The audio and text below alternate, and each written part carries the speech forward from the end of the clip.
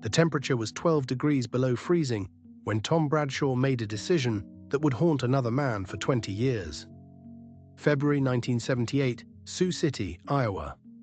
Tom walked into Midwest Implement looking for an $8 part, but what he walked away from that day would eventually make him a millionaire while destroying the life of the man who tried to sell him a dream. Rick Morrison saw Tom coming before Tom even stepped through the door.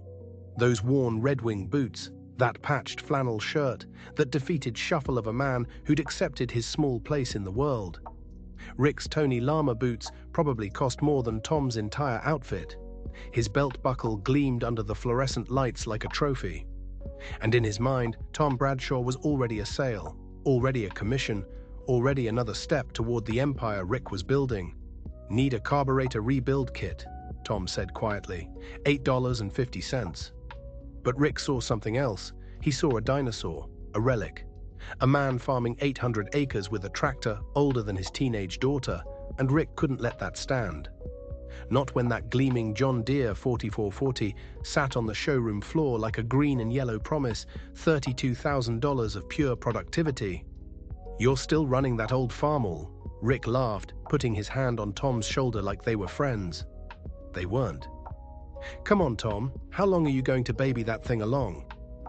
And here's where the story takes its first turn, because what Rick said next wasn't just a sales pitch, it was a philosophy, a way of life. "Trade that antique in and I'll give you $5,000 toward a new 44440. You'll triple your productivity.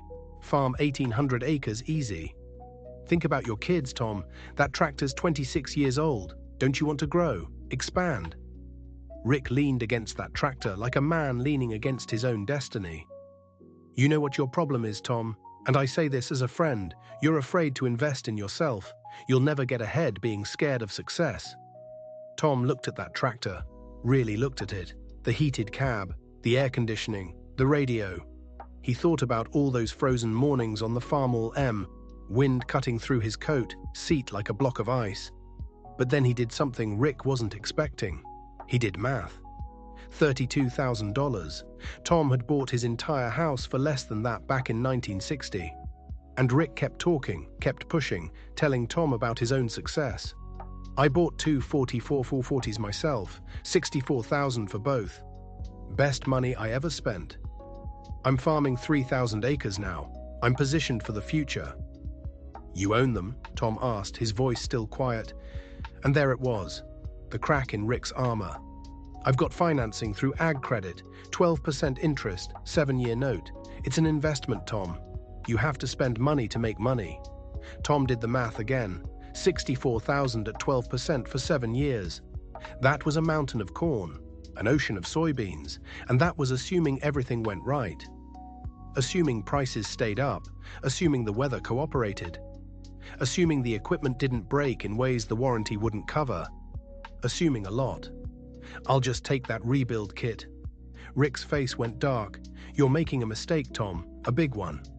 In 5 years, farmers like you will be extinct, gone. The future belongs to the ones willing to take risks." Tom paused at the door, his hand on the cold metal handle. He turned back, looked at Rick standing there next to that gleaming tractor, and said something that would echo through the next 2 decades. "Maybe so. But I sleep pretty good at night." Now here's what you didn't see coming. Here's the twist that changes everything. That $8 rebuild kit, that simple choice to walk away. That was February 1978. And in June 1979, interest rates started climbing. Not slowly, not gently, like a rocket. By 1980, prime rate hit 21%. 21%. Farmers who'd borrowed at 12% found their loans resetting, their payments doubling, their dreams imploding. And Rick Morrison. Rick who'd been so confident. Rick who'd bought $64,000 worth of tractors and expanded to 3,000 acres on borrowed money. Rick was bleeding. But Tom kept farming his 800 acres with that old Farmall M. Kept patching his boots. Kept wearing that mended flannel shirt. And every night, while other farmers lay awake at 3 in the morning calculating payments they couldn't make, Tom Bradshaw slept. The farm crisis of the 1980s wasn't just an economic downturn, it was an apocalypse. Farms that had been in families for generations vanished overnight. Auctions every weekend. Neighbors watching strangers bid on their life's work. Suicide rates among farmers went through the roof. Tom went to those auctions. Not to buy, just to stand there, to be a witness. To let those farmers know that somebody remembered when they'd had dreams too. And he never saw Rick Morrison at a single one. By 1987, the rumors started. Rick had sold off 600 acres. Had to, couldn't make the payments. The empire was crumbling, brick by brick, tractor by tractor, dream by dream. Tom didn't gloat, didn't say, "I told you so." He just kept farming, just kept fixing that old farm-all, just kept sleeping through the night. In 1992, Tom splurged, bought a 1973 John Deere 4230 at an estate sale. $9,000. Cash. The auctioneer seemed surprised when Tom pulled out the money, counted it out in hundreds. "Don't see much cash anymore," the auctioneer said. "Don't have much debt," Tom replied. And then came 1998, 20 years after that day in the dealership. 20 years of two men walking very different paths. Tom got a phone call from a lawyer. Morrison Farms was going under, complete bankruptcy, everything being auctioned off, including the land. Tom stood in front of the Woodbury County Courthouse 3 weeks later with about 50 other people.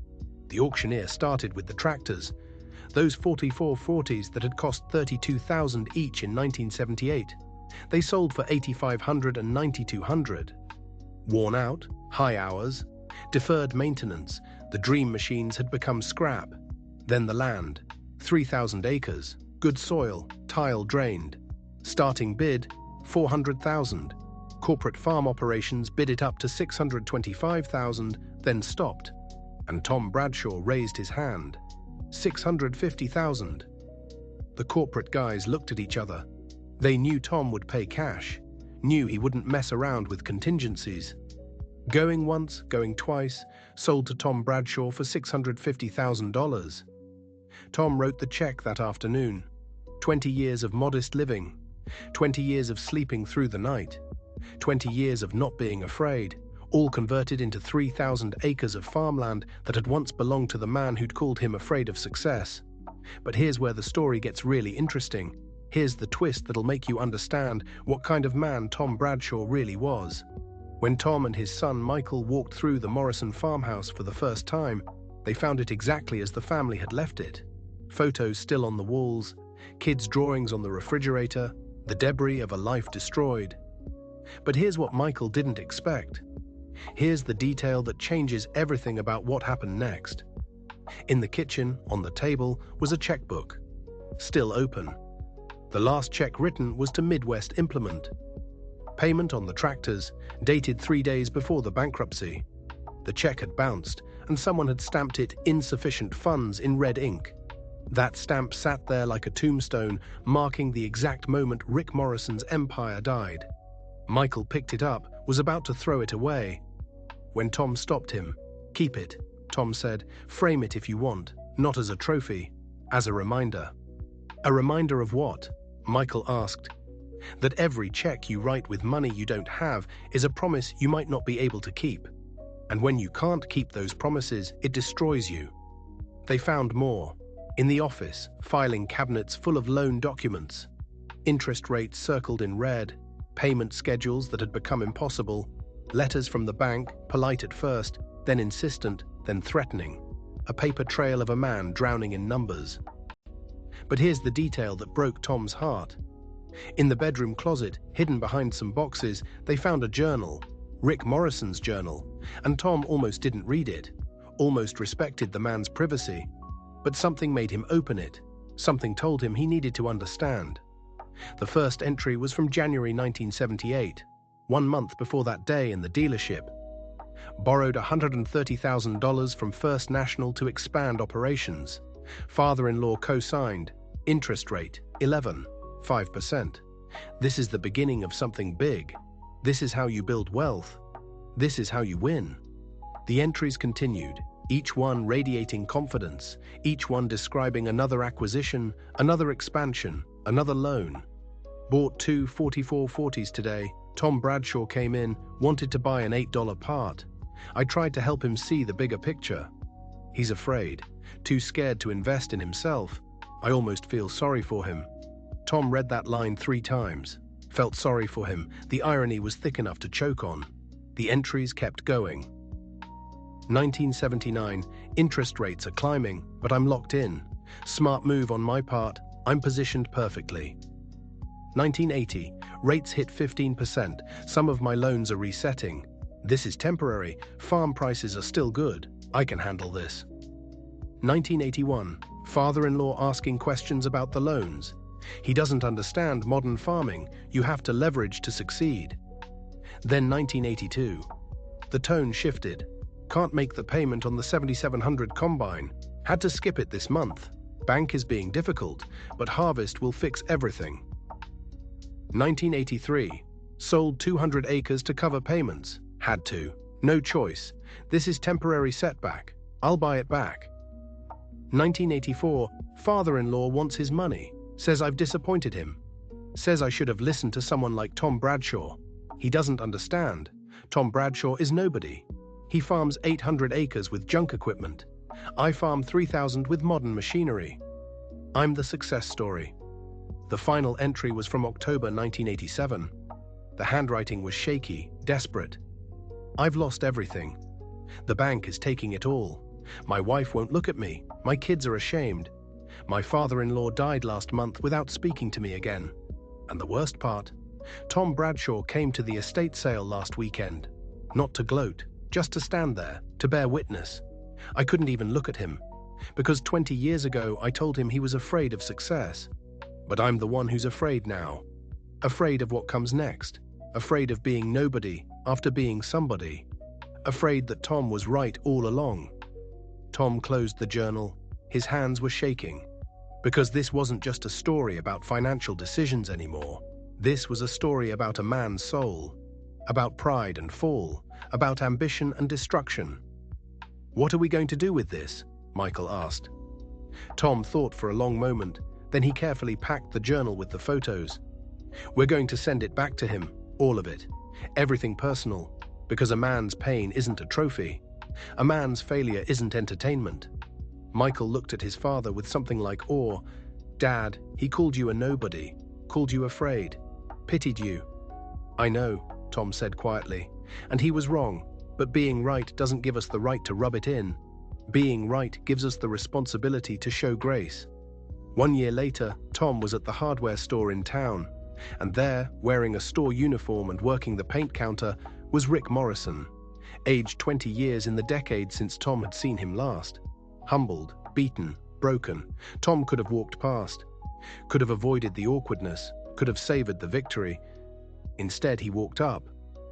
"Rick."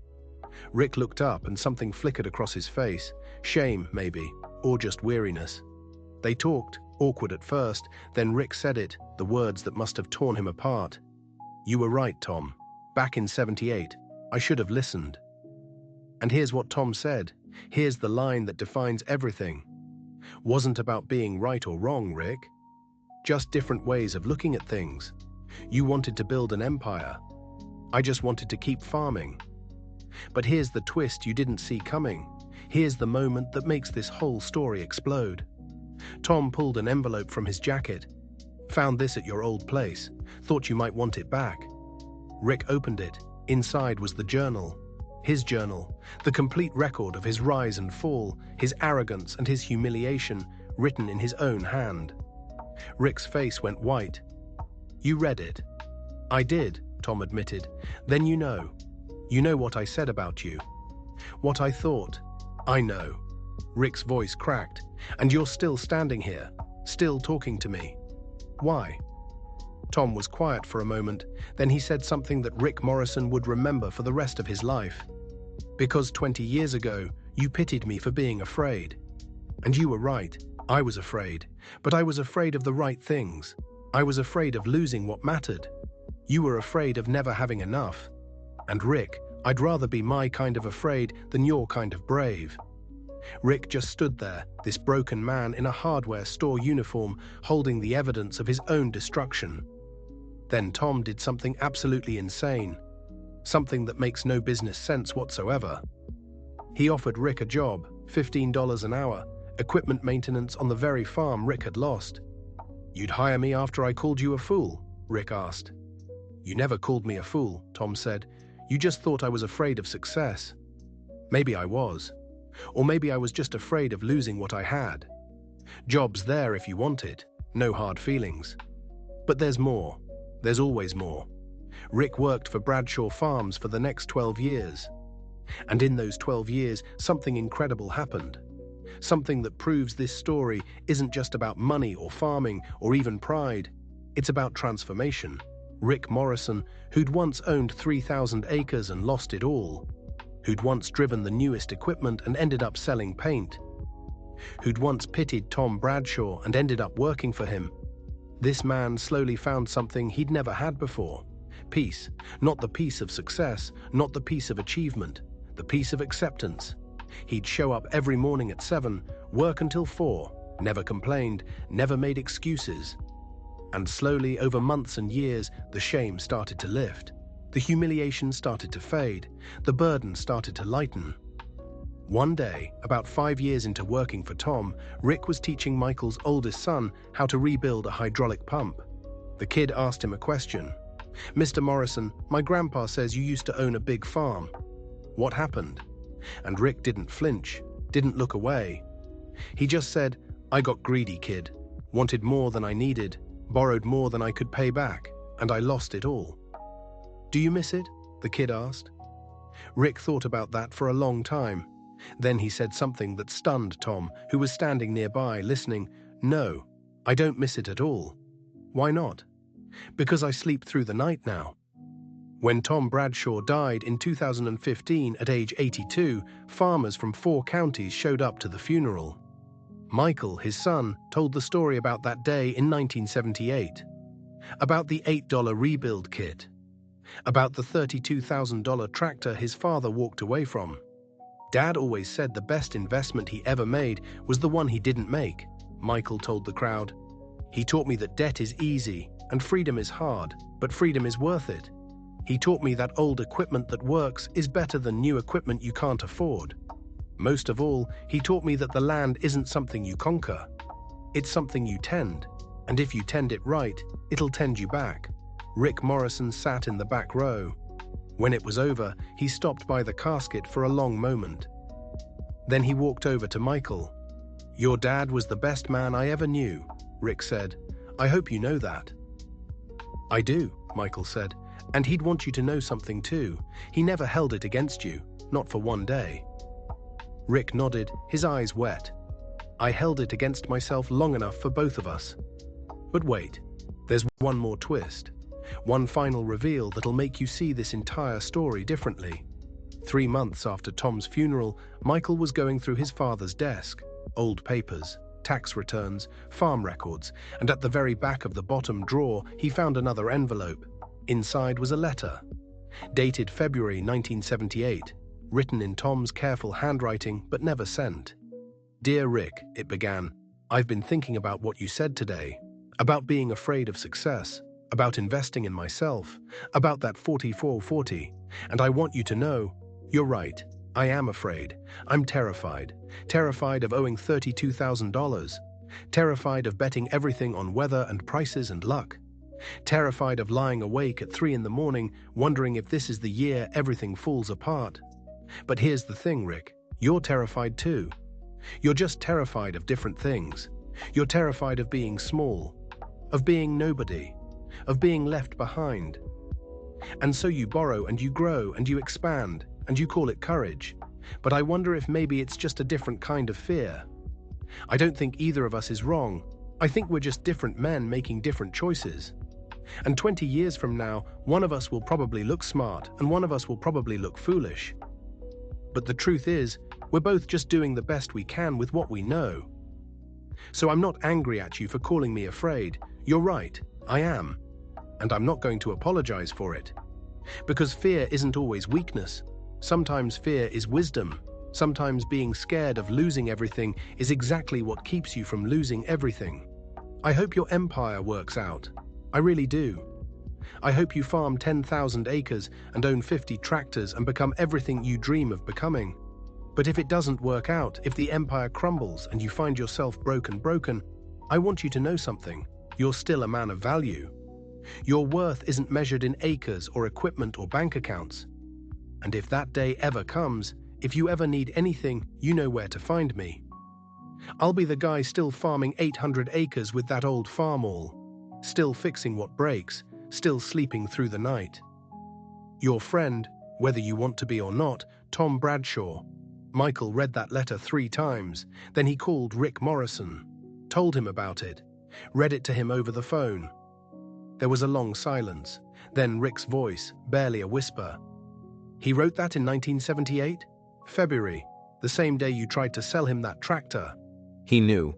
Even then, he knew it might all fall apart for me. Seems like it.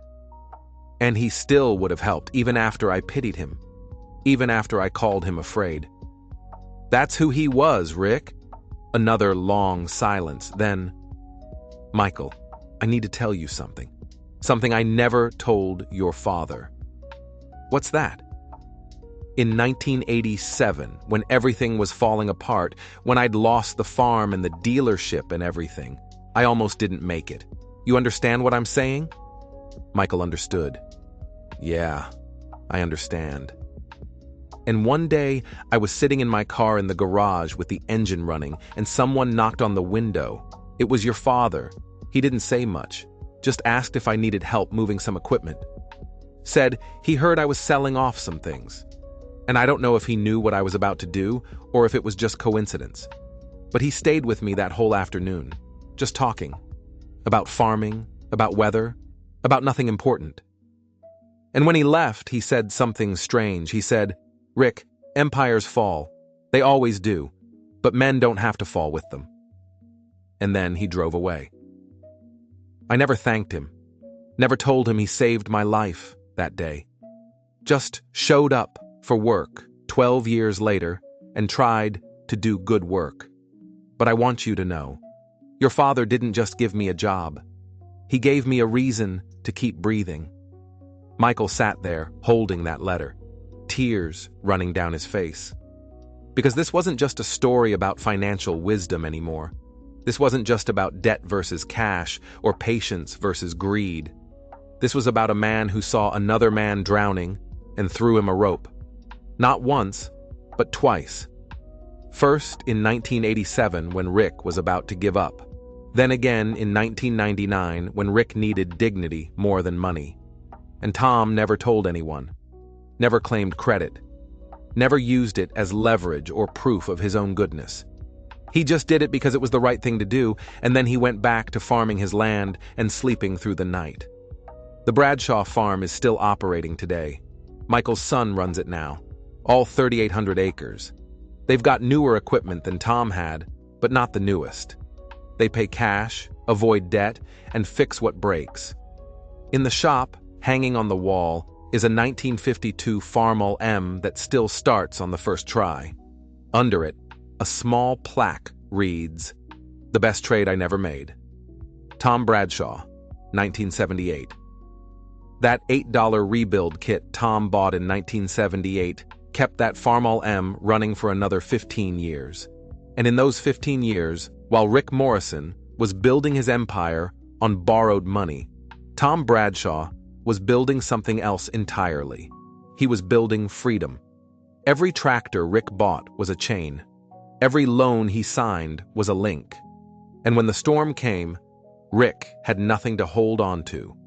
His empire was built on sand, but Tom built on rock. Rick Morrison thought Tom was afraid of success, but Tom wasn't afraid of success. He was afraid of failure, and he knew something Rick didn't. The bigger the empire, the harder the fall.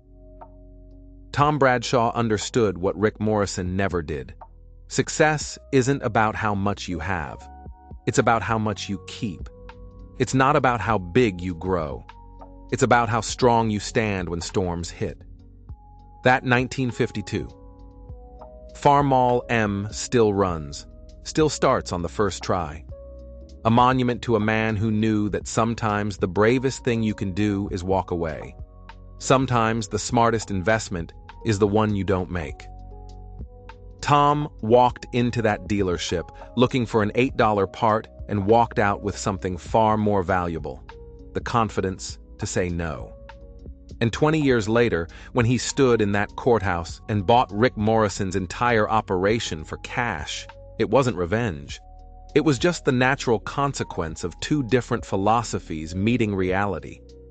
But more than financial wisdom, Tom showed something rarer: grace. He could have let Rick rot in that hardware store. Instead, he offered a job, offered redemption, offered dignity to a man who had none left. And when Rick was drowning in despair, literally about to end it all, Tom showed up and stayed. Not because he wanted credit, just because it was right.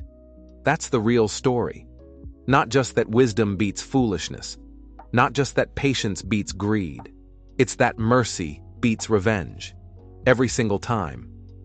If you enjoyed this story, if it made you think differently about success and failure, about debt and freedom, about empires and legacies, then don't forget to subscribe. Hit that like button. Share this with someone who needs to hear it. Share it with someone who's being told they need to grow, expand, borrow, risk everything to make it big. Someone who needs to know that sometimes the best trade you can make is the one you don't make at all. Because somewhere out there, right now, someone is standing in a dealership looking at something shiny and expensive. Someone is being told they're afraid of success. Someone is being pressured to borrow, to expand, to risk everything. Maybe they'll remember the story of Tom Bradshaw and his $8 rebuild kit. Maybe they'll remember that sleeping through the night is worth more than any empire. Maybe they'll have the courage to say no. And 20 years from now, they might just be the ones standing in a courthouse paying cash for their dreams. Subscribe now, your future self will thank you.